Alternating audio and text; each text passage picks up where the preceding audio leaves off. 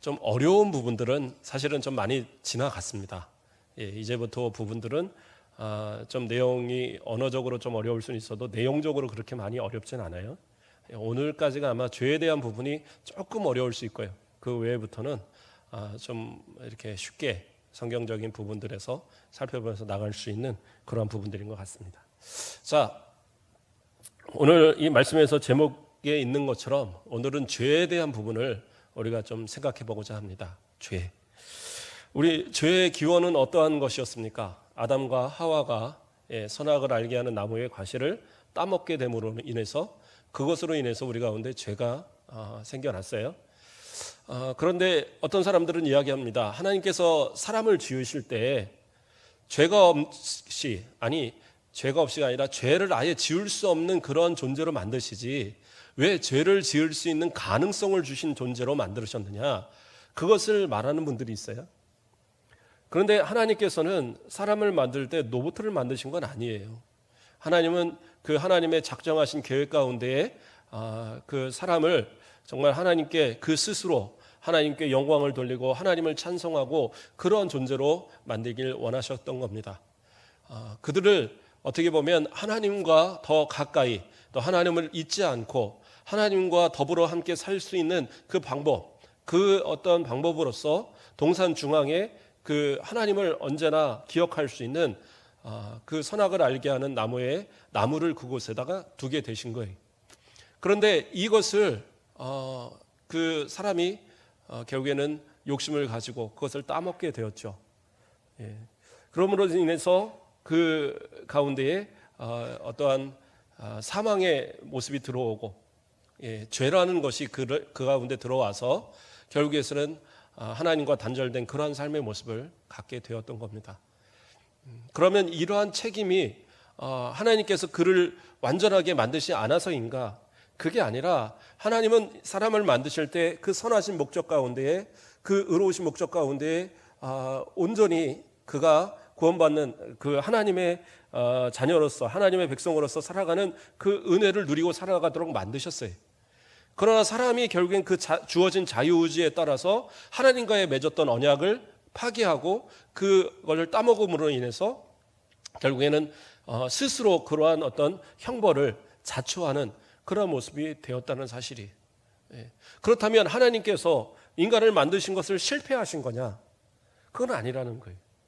하나님은 우리가 작정의 부분에 있어서 우리가 배웠고 살펴봤지만 하나님은 모든 인과관계, 모든 이 사람 가운데 있는 모든 관계들뿐만 아니라 그들의 생각, 모든 것이 다 결국에는 하나님의 목적을 향하여 나아가도록 만드시는 거예요.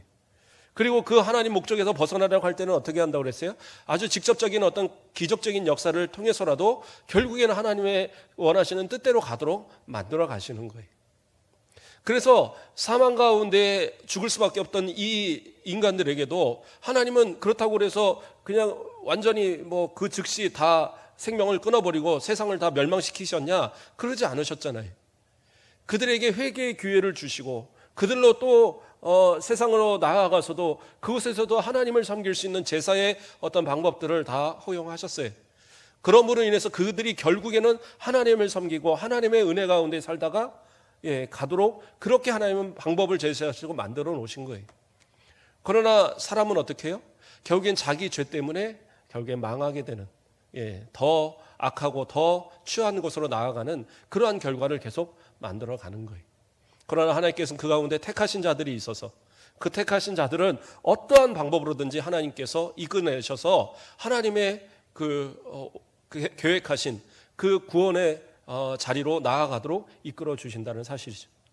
오늘 그러한 얘기들을 오늘 전체적으로 이야기를 하게 될 겁니다.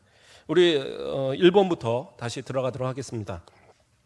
우리의 처음 부모는 사단의 계계와 시험에 유혹되어 금하신 실과를 먹음으로 죄를 범하였으나 하나님은 그의 지혜롭고 거룩한 도모에 따라 그 자신의 영광에 향해 그것을 정리할 목적을 가지시고 그들이 이 죄를 허용하기를 기뻐하셨다. 아멘. 제가 이렇게 나눠드린 이 부분이 있잖아요. 제가 이 설교를 하다 보면 막 시간에 쫓겨서 막 급하다 보면 막 이렇게 겹쳐서 읽게 되고 막 그럴 때가 있어요. 그러니까 저희 아내가 그러더라고요. 혼자 다 읽지 말고 우리 그 좀 젊은 권사님들한테 좀 한 번씩 나눠서 좀 읽게 하면 어때? 또 제안을 좀 하더라고요. 예. 그리고 가만히 생각해 보니까 누구를 시킬까? 예, 막 고민을 하게 되더라고요. 그러면 또 가슴이 콩당콩당해서 예, 설교가 잘 안 들어올 것 같아서 예. 그래도 좀 뭐 목사님 제가 좀 나눠서 읽고 싶어요 하시는 분들이 있으면 예, 오늘 강성석 권사님 보니까 목소리 너무 좋은 것 같아요. 이렇게 한 번씩 나눠서 읽어줘도 좋지 않을까 예, 생각해 봅니다. 네. 뒤에서 우리 박정호 권사님도 나도 목소리 좋은데 그러시는 것 같아요. 자, 어쨌든 자 오늘은 제가 쭉 읽겠습니다. 자, 우리의 처음 부모 누구를 얘기합니까? 아담과 하와를 이야기합니다. 그들이 하나님께서 금하신 그 실과를 따먹었어요. 그렇죠? 누구에게 그 시험을 받았어요? 예, 그 사단 마귀에게 뱀을 통하여 사단 마귀가 바로 이 아담과 하와를 시험하게 됩니다. 고린도후서 11장 3절 말씀을 보면 뱀이 그 관계로 하와를 미혹한 것 같이 너희 마음이 그리스도를 향하는 진실함과 깨끗함에서 떠나 부패할까 두려워하노라. 이 말씀이 뭐예요? 뱀이 그렇게 아담과 하와를 이렇게 그 유혹해서 미혹해서 결국엔 그의 마음이 부패하도록 그 진실함과 깨끗함에서 떠나서 부패하도록 그렇게 만들었다는 거죠. 예. 그러한 모습이 바로 이 아담과 하와의 모습이었습니다. 그런데 이러한 죄를 범하는 이것을 뭐라고 얘기합니까? 하나님은 그의 지혜롭고 거룩한 도모에 따라 아까 말했었죠? 하나님의 그 계획하심에 따라 이것이 허용되어졌다라는 거예요. 물론 죄를 짓게 만드신 건 아니에요. 그러나 그가 죄를 지을 수 있는 그 어떤 가능성을 허용하셨던 거예요. 그래서 죄를 지었어요. 그러나 하나님은 어떻게 해요? 그 자신의 영광을 향해 그것을 정리할 목적을 가지시고 그러니까 그 죄에 대한 것들을 해결할 어떤 그 방법을 하나님은 갖고 계셨다라는 거예요. 그래서 그들을 구원하시기 위한 계획을 하나님은 갖고 계셨어요. 이것은 이제 다음 장에 나오는 언약 부분에서 우리가 좀 더 살펴볼 부분이고요. 어쨌든 하나님은 그러한 계획을, 그런 목적을 가지고 계셨다. 그리고 그들이 이 죄를 허용하기를 기뻐하셨다. 그러니까 그들에게 이러한 죄를 허용하는 것을 하나님 기뻐하셨다. 그래서 하나님이 죄 짓는 걸 기뻐했다 그 얘기가 아니라 하나님께서 그러한 허용하셨지만 그것을 기쁘신 뜻 가운데 하나님의 영광을 위해서 분명히 이끌어 가실 거라는 부분을 이야기하는 거예요. 그러니까 하나님이 어떻게 이끌어 가셨느냐 그 부분은 자 레위기 26장 42절 말씀을 보면 내가 야곱과 맺은 내 언약과 이삭과 맺은 내 언약을 기억하며 아브라함과 맺은 내 언약을 기억하고 그 땅을 기억하리라. 이게 무슨 얘기냐? 하나님께서 이스라엘 백성들과 출애굽한 이스라엘 백성들과 언약을 맺으셨어요. 어떠한 언약을 맺으셨냐면 자 나는 너희의 하나님이 되고 너희는 내 백성이 될 거야. 그 백성이 되는 그 길이 뭐냐? 하나님께서 주신 그 언약, 그 십계명, 그거에 따른 여러 언약, 이것을 지키라는 거예요. 이것을 지키면 너희는 내 백성이 되고 나는 너희 하나님이 되어서 너희에게 복을 주고 너희에게 다 은혜를 줄 거라는 거예요.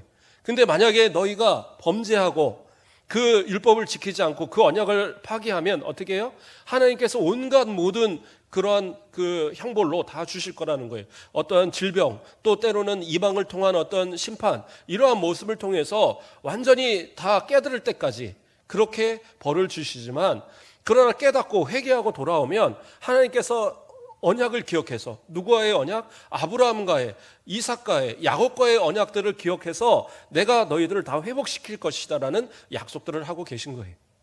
그러니까 이와 마찬가지로 하나님께서는 그 아담과 하와와 언약을 맺으실 때에 그들이 완전할 것이라는 것을 전제로 해서 완전하지 않으면 무조건 다 없애겠다라는 개념이 아니라 그들에게 그 선악을 알게 하는 나무의 과실을 따먹지 않는다는 전제를 통해서 영생을 주시고 그들에게 영원한 복을 주시기를 원한 계획을 가지셨어요.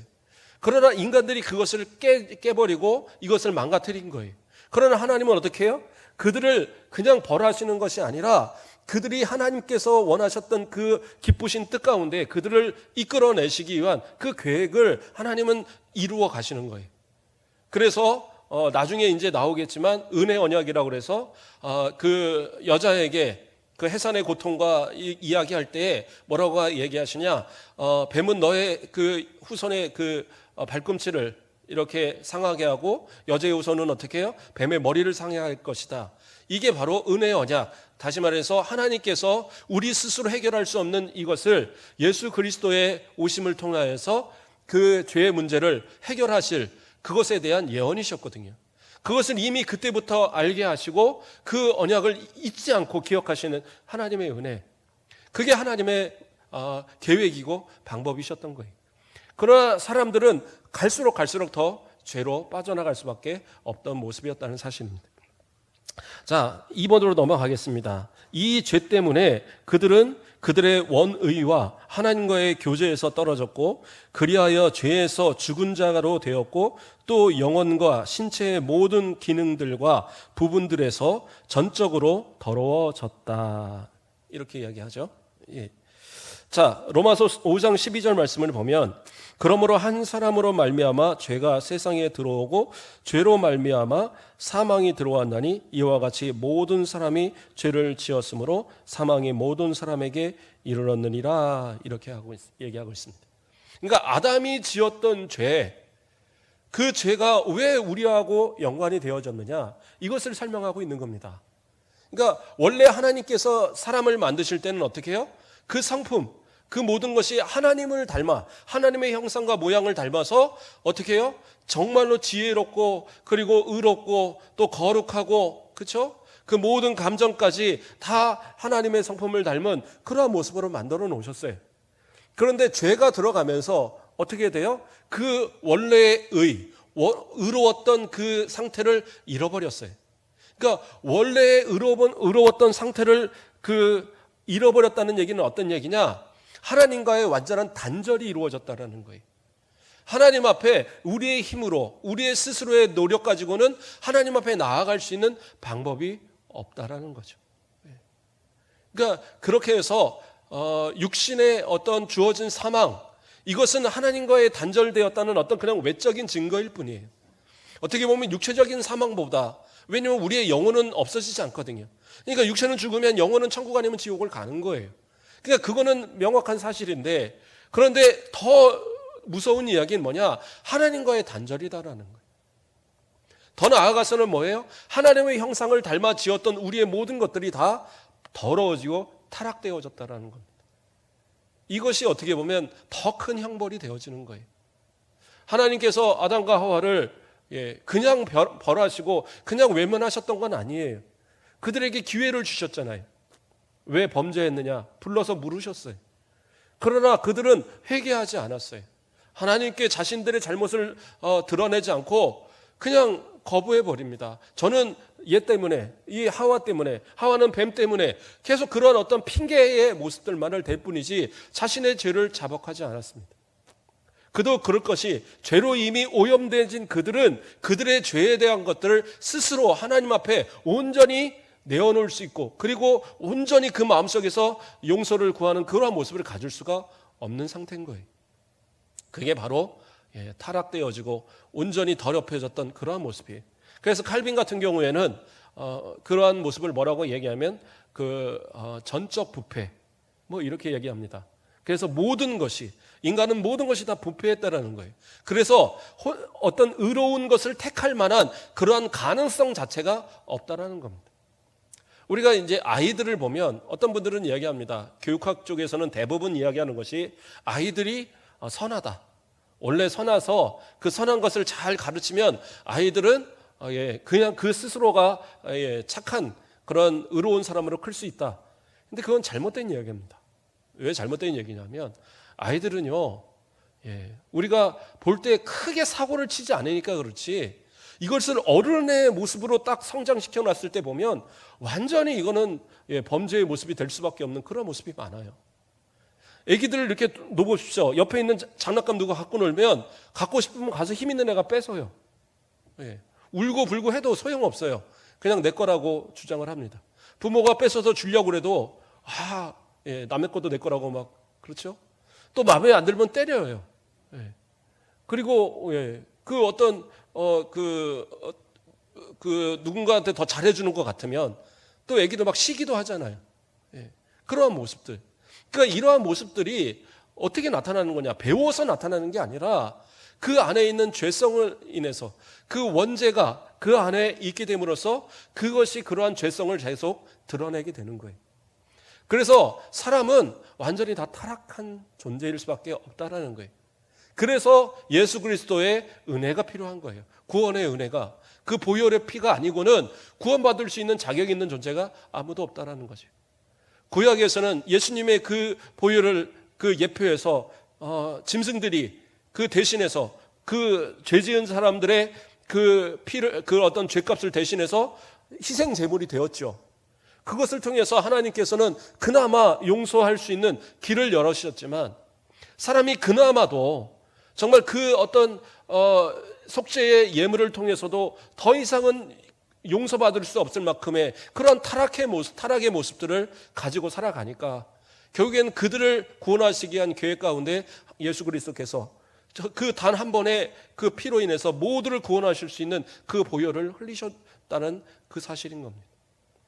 그렇기 때문에 우리는 하나님의 은혜가 아니고는, 전적인 하나님의 불가항력적인 은혜가 아니고는, 예수 그리스도의 보혈이 아니고는 구원받을 수 있는 자격 자체가 이때부터, 아담 때부터 아예 없었다는 사실이. 그러나 하나님은 그 은혜로, 그렇죠? 그래서 그들을 에덴에서 쫓겨나는 그 상황에서도 무엇을 입히셔요? 가죽옷을 입히십니다. 예.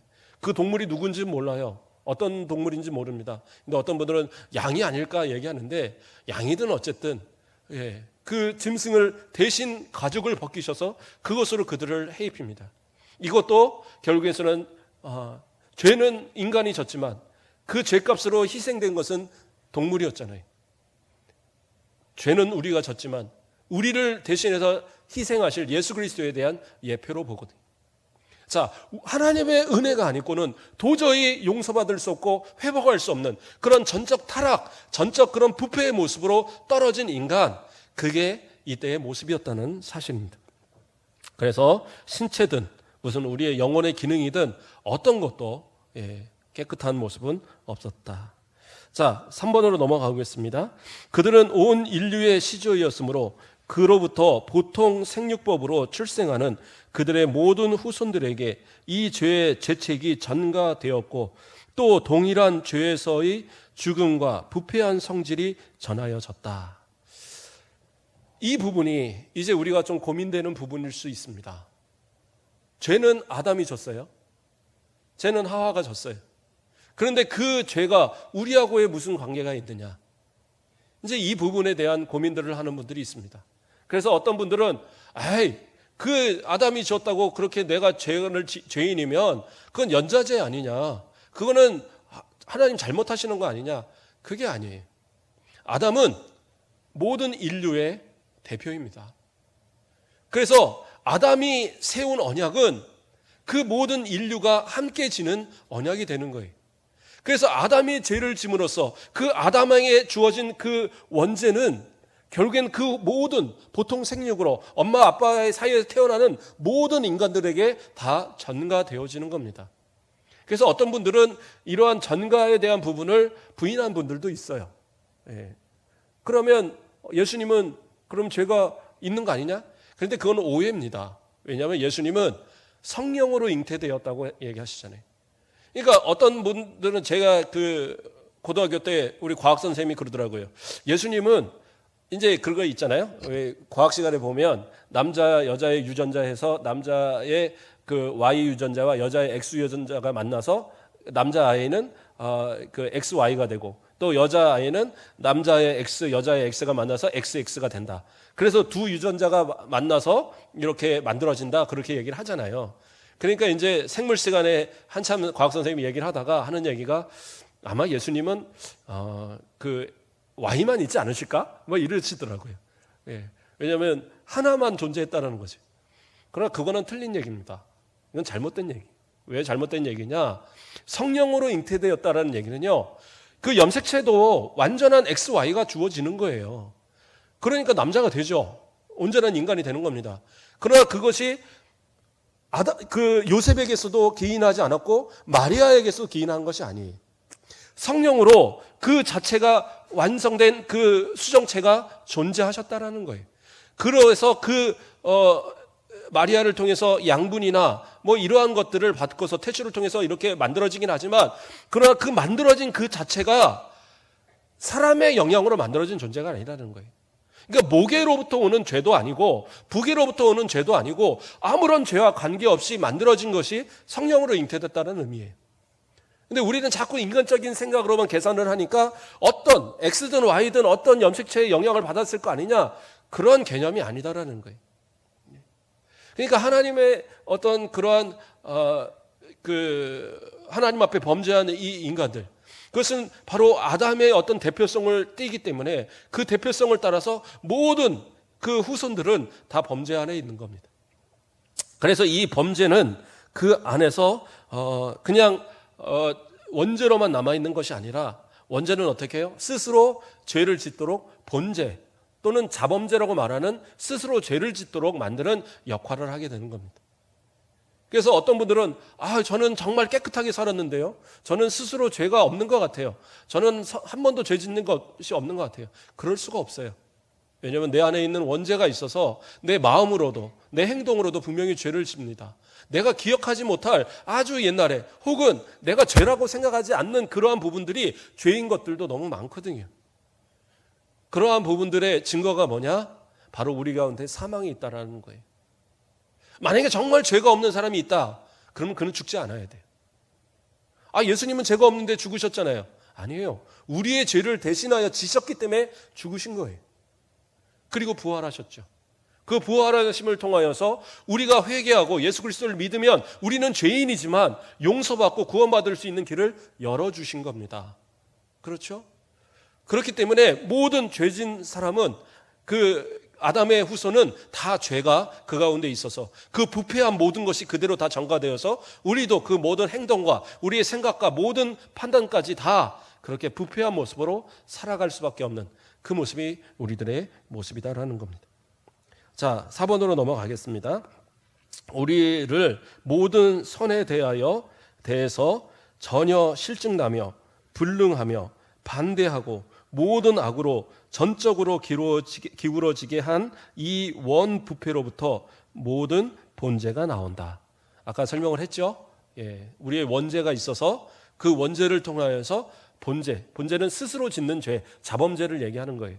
우리가 살면서 갖고 있는 죄들, 이런 죄의 모습들이 가져온다라는 사실이. 그래서 때로는 우리가 죄를 안 지려고, 예수 믿고 죄를 안 지려고 그렇게 하는데도 왜 이렇게 죄를 질까요? 그게 우리 인간의 육신에 아직 이렇게 육신에 거하는 우리들의 모습이기 때문에 그런 겁니다. 인간의 육신을 따라 살아가는 모든 자들은 원죄가 남아 있어요. 그래서 그 원죄를 통해서 죄를 지을 수밖에 없도록 그렇게 만들어지더라는 거예요. 그래서 이어서 5번에도 이야기합니다. 이 본성의 부패는 이 세상에 사는 동안 중생한 자들에게도 남아있다. 분명히 이야기하죠. 그러니까 이 원죄에 대한 부분들은 용서는 받았어요. 예수 그리스도를 통해서 용서받았고 자범죄도 다 용서받았어요. 그러나 우리의 육신의 이 상태로 살아있는 이 동안은 이 원죄와 자범죄가 우리의 육신에 영향을 미치고 있다는 거예요. 그렇죠? 또 이어서 또 비록 그것이 그리스도를 통해 용서받고 극복되어도 그것 자체와 그것의 모든 활동이 참으로 또는 정확히 죄이다. 그러니까 이 원죄와 자범죄를 통해서 우리에게 주어지는 모든 죄의 모습들, 삶의 이 죄의 모습들은 죄라는 거예요.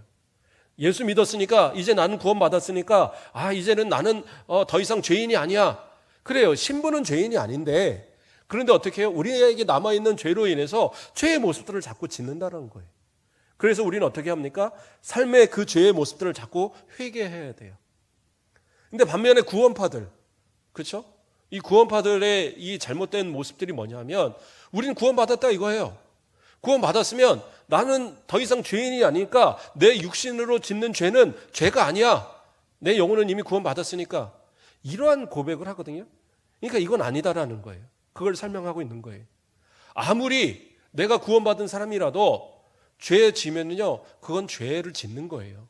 그 죄에 대한 형벌은 하나님 앞에 받아요. 그런데 더 놀라운 사실은 뭐냐면 내가 그 죄를 인정하지 않으면 그 사람은 구원받은 사람이 아니에요. 그러니까 내가 하나님 앞에 난 죄인이에요. 저는 용서받아야 돼요. 이것이 올바른 그리스도인들의 모습이지, 나는 한번 예수 믿었으니까 이제는 죄인 아니잖아요. 그러니까 죄 져도 나는 구원받아요. 그것이 아니라고 야고보서에서 강력하게 얘기하잖아요. 행함이 없는 믿음은 죽은 믿음이다.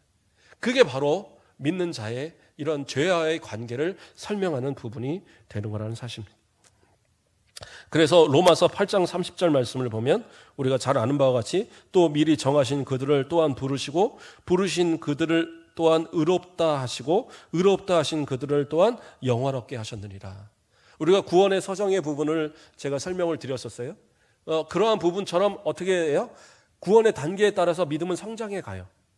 그래서 우리에 있는 죄성에 있는 부분들을 자꾸 이렇게 제거시켜 가고 또 성령의 역사로 인해서 그것을 자꾸 밀어내는 어떤 그런 노력을 할 뿐이지, 우리가 죽는 그 순간까지는 그런 어떤 죄의 부분들에 있어서 자유할 수 있는 존재는 아무도 없다라는 거예요. 그래서 사망이 결국에는 지난 이후에, 그래서 우리가 성화의 단계에 이른 단계, 그리고 나중에 부활의 영화의 단계에 이른 그때의 완성된 그 모습, 그것을 우리가 바라보면서 신앙생활 할 뿐이지, 지금의 모습은, 그렇죠? 내가 오늘 예수 믿어도 나는 정말 구원받았어, 이제는 달라진 모습이야. 근데 세상에 나가면 달라지지 않아요. 또 똑같이 죄 짓고 살거든요. 왜 그렇습니까? 우리는 그러한 연약한 육신을 가지고 살아가니까. 그래서 로마서 7장 24절에는 그런 말씀을 합니다. 오호라, 나는 곤고한 사람이로다. 이 사망의 몸에서 누가 나를 건져내랴. 아무리 노력해도, 아무리 수고해도 내 힘과 내 뜻과 내 이 어떤 것 가지고는 이 죄의 문제들을 해결할 방법이 전혀 없다라고 얘기하고 있는 겁니다. 그러므로 우리는 어떻게 해요? 오직 우리의 모습에 낙심하지 말고, 이럴수록 더 예수님 붙들고, 이럴수록 더 예수님 앞에 가까이 가고, 내가 나는 연약한 죄인이에요, 어쩔 수 없어, 그럴수록 더 주님 앞에 가까이 나아가야 돼요. 어떤 분들은 전도해 보면 그런 얘기해요. 제가 죄가 너무 많아서 제가 죄 좀 안 짓고 그 다음에 갈게요. 그런 거는 없어요. 죄인이니까 와야 되는 거예요. 죄인이니까. 그렇죠? 그러니까 우리도 죄인이었을 때 주님 불러주셨듯이 우리 주변 분들한테도 알게 하세요. 하나님 앞에 죄 용서 받아야지 그것이 생명의 길이다라고 그것을 알려주고 전해야 될 사명이 또한 우리 가운데 있는 겁니다. 자, 6번으로 가보겠습니다. 원죄이든 본죄이든 간에 모든 죄는 하나님의 의로운 율법의 위범이며 그것에 반대되기 때문에 그것 자체의 성질상 죄인에게 죄책을 가져오고, 죄인은 그것에 의해 하나님의 진노와 율법의 저주 아래에 매여서 그 결과로 영적, 현세적, 영원적 모든 비참을 동반하는 죽음에 굴복하게 되었다. 이렇게 이야기합니다. 그렇죠? 에베소서 2장 5절 말씀을 보면 허물로 죽은 우리를 그리스도와 함께 살리셨고 너희는 은혜로 구원을 받은 것이니라 얘기하고 있어요. 그러니까 아담 이후로 모든 인간은 원죄와 자범죄를 갖고 있어서 이 원죄와 자범죄를 가진 모든 사람은 다 죄인인 거예요. 그래서 이 죄는 하나님께 용서받지 않으면 어떠한 방법으로도 해결할 수 있는 방법이 없다라는 거예요. 그러니까 하나님 앞에 섰을 때는 모두가 죄인인 이유예요. 어떤 사람도 저는 정말 많은 선행을 베풀었는데요, 그것도 의미 없다라는 거예요. 원죄를 갖고 있다는 그 자체가, 또 그 자범죄, 그 본죄를 갖고 있다는 이 자체가 하나님 앞에서 그것은 딱 너는 죄인이라고 인정할 수밖에 없는 그 상황이다라는 거죠. 말씀에 비추어 보았을 때에 나는 이 말씀의 모든 것을 100% 지킵니다라고 말할 수 있는 사람이 누가 있겠어요? 그러니까 유대인들의 바리새인들, 나는 정말 이 말씀을 나는 100% 지켰습니다 자신했지만 예수님은 뭐라고 그래요? 그 마음으로 지은 죄마저도 죄라고 얘기하고 있어요. 형제를 미워하는 것도 살인이고, 그렇죠? 여인에게 마음으로 간음하는 것도 그것도 간음이고, 그렇죠? 그러한 모든 형제를 향하여 욕하는 것도 그것이 저주받아 지옥 갈 만한 죄고, 그러한 것들을 예수님은 얘기하시거든요. 그건 뭐예요? 인간은 지킬 수 없다라는 거예요. 그런데 어떻게 합니까? 그것은 하나님의 전적인 은혜로 하나님께서 도우셔야지만 그것이 용서받을 수 있는 길이 있다는 사실이. 그러므로 하나님의 불강력적인 은혜가 아니고는, 하나님의 전적인 은혜가 아니고는 우리는 살아갈 수 있는 존재가 아니다라는 겁니다. 말씀을 좀 정리해 보겠습니다. 오늘은 쭉 빨리 가다 보니까 너무 빨리 끝나는 것 같은데, 이런 날도 있어야죠. 자, 하나님의 말씀에 우리가 비추어 봤을 때 우리는 다 죄인이에요. 죄가 아닌 사람은 없어요. 그런데 내가 죄인이라는 걸 인정하지 않으면 우리는 하나님과 관계, 그 은혜에 관계없는 사람들입니다. 그러나 우리가 죄인인 것을 인정하는 그 순간부터 우리는 어떻게 해요? 용서받을 수 있는 길이 있는 거예요. 아담과 하와가 죄를 범함으로써 모든 사람이 원죄를 가지고 자범죄를 가지고 살아가지만, 그러나 우리는 어떻게 해요? 예수 그리스도를 믿음을 통해서 그 죄에서 자유함을 얻게 되어진 거예요. 그래요. 지옥 가는 어떠한 그러한 것으로 인하여 두려워할 이유는 없어요. 그러나 우리가 진짜 은혜 받은, 그 하나님의 은혜를 받은 성도라면 우리의 삶을 통하여서 더 이상은 그러한 원죄와 자범죄의 영향을 받는 그러한 삶의 모습을 살지 않기 위한 그러한 몸부림이 우리 가운데 있어야 된다는 사실입니다. 이것을 통해서 살아가는 성도들은 천국을 소망하며 살아갈 수 있지만, 그러나 예수를 부인하고 정말 그 원죄와 자범죄 안에 살아가는 사람들, 아무리 인간적인 노력이나 수고나 많은 선행을 베풀어도 그들은 어떻게 해요? 결국에는 모든 비참한 그런 죽음 가운데에 내버려질 수밖에 없는 존재라는 사실, 그것이 바로 우리의 인간의 모습이다라는 사실입니다. 이렇게 하나님의 주신 은혜가 얼마나 큰 겁니까?